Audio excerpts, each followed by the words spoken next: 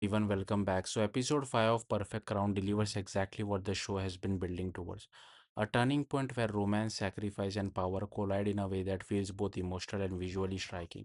The episode wastes no time pulling you in. It opens with a shocking car crash, and not just any accident. Ian deliberately crashes his car into Hiju's to absorb the impact and protect her and the king.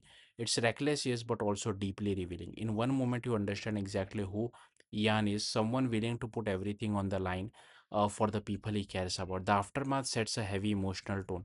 Hiju is left unconscious, Ian is rushed into surgery, and while the king survives with minor injuries, the truth behind the accident is buried. The public can't know what really happened, and that silence comes at a cost. Hiju takes the blame, and just like that, the tension escalates. Not just politically, but emotionally. The divide between royal official and Hiju's supporters grow, placing her right at the center of scrutiny. At the same time, something softer begins to emerge. In the hospital, Ian and Hiju falls back into the respective bickering and teasing. It's subtle, but it shows that beneath the contract marriage, there's something real forming between them. There's comfort, concern, and something dangerously close to love. But just as things begin to mend, everything falls apart. Ian overhears Hiju admitting that their marriage is purely transactional, a deal for status and freedom. And even though that was always the argument, hearing it out loud breaks him. So he does what he thinks is right. He calls off the engagement, claiming it's to protect her. The truth is, he's hurt. What follows is a series of emotional clashes where pride and misunderstanding take over. They push each other away, even though it's obvious they care. And that's what makes it work. The conflict doesn't feel forced, it feels human. Then comes the moment that defines the episode. As rumors swirl and pressure builds, Ian makes a choice. Instead of walking away, he publicly stands beside Hiju. In a world driven by hierarchy and image, that decision carries weight. It's not just about defending her, it's about choosing her. And that's where the romance truly begins to shine. Performance wise, both leads absolutely carry the episode. Ayu brings a raw, layered portrayal to Hiju, balancing confidence, vulnerability, and emotion in a way that feels authentic.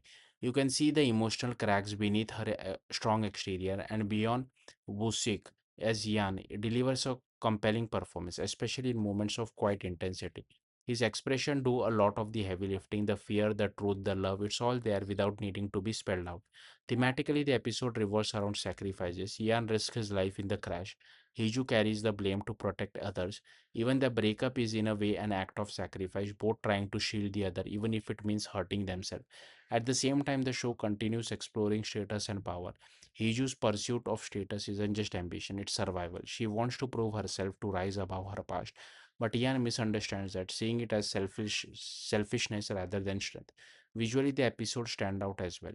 The accident scene is intense and gripping, while banquet scene is beautifully executed. The contrast between traditional royal aesthetics and Hiju's modern presence is striking, with the camera focusing on subtle details, glances, whisper, reactions to highlight the underlying tension. That said, it's not perfect. The investigation into the car crash feels underdeveloped and a bit rushed. There are unanswered questions, especially with how quickly certain plot points are resolved. And while Ian's emotional struggle is clear, it could have been explored in more depth to make it even more impactful. Still, episode 5 succeeds where it matters most. It moves the story forward, deepens the relationship between the leads, and raises the stake both emotionally and political. By the end, one thing is clear: Ian has already fallen, and when Hiju finally does, it's going to hit even harder. Thank you for watching. Bye.